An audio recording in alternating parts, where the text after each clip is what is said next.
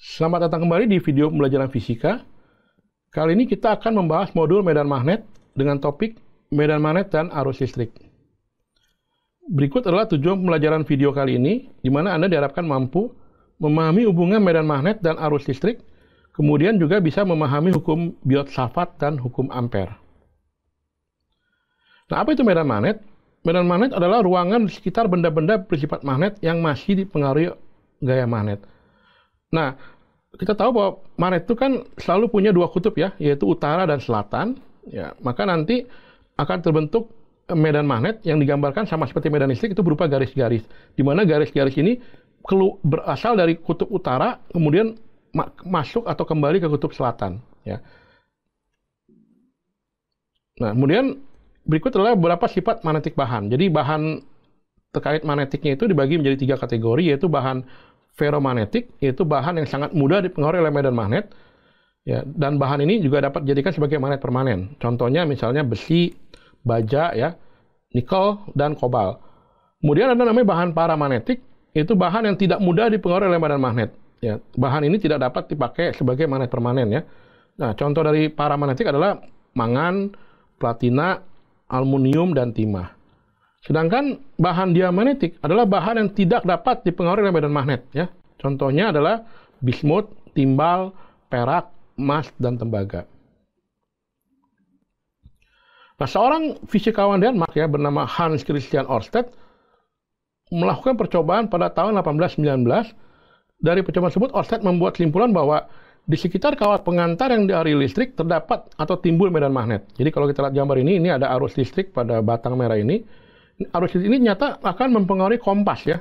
Artinya arus listrik ini akan menghasilkan magnet sehingga kompas ini akan bergerak gitu ya. Dan si Ørsted juga menemukan kalau arah listriknya dibalik, maka simpangan kompasnya juga akan berlawanan arah gitu. Jadi artinya arus listrik ini selain menghasilkan magnet, arah magnetnya juga tergantung arah listrik gitu ya. Ini adalah foto dari Hans Christian Ørsted, orang yang pertama kali mengamati bahwa arus listrik itu nyata bisa menghasilkan magnet gitu ya. Namun Ørsted itu belum sampai tahap menghitung. Jadi dia belum bisa menghitung berapa kuat magnetnya akibat arus listrik. Sehingga orang bernama Jan Bastiat Biot dan Felix Savart, mereka berhasil ya menghitung secara matematis berapa besarnya medan magnet yang dihasilkan oleh arus listrik ya. Jadi di sini ada misalnya ada arus listrik, kemudian kita mau tahu berapa sih kekuatan magnet pada jarak R gitu ya. Maka kita bisa hitung dB, yaitu mu0 dibagi 2pi dikali arus listriknya dikali dl dikali sudut ya antara titik ini ya, titik P ya, dengan arah arus listriknya. Di mana mu0 ini namanya adalah permeabilitas ruang hampa. Dan B itu disebut dengan induksi magnet. Ini menggambarkan berapa kuat magnet itu. Itu satuannya adalah Tesla.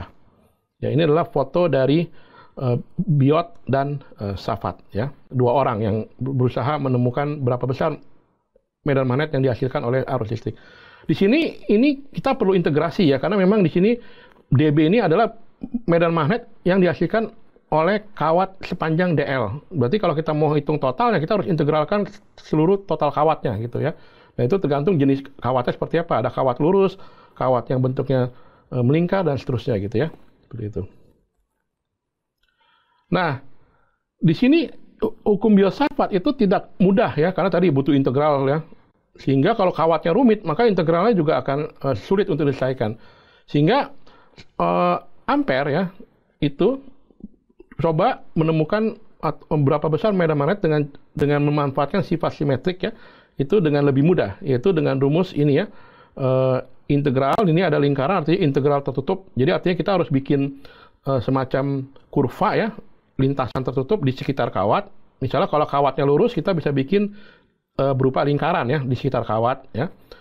Itu dilambangkan dengan integral ada lingkaran. Itu namanya artinya kita integralkan medan magnet sepanjang lingkaran tersebut sama dengan mu0 kali I. Jadi terlihat bahwa besar medan magnet B itu dipengaruhi oleh berapa besar muatan arus listrik yang mengalir. Ya, seperti itu. Ya, demikian ini referensi ya yang dipakai pada video kali ini. Ya, demikian video pembelajaran kali ini.